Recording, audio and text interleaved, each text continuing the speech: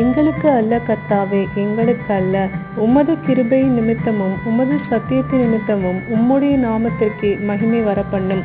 சங்கீதம் 115 அதிகாரம் 1 வசனம். Praise the Lord. Thank you, Jesus.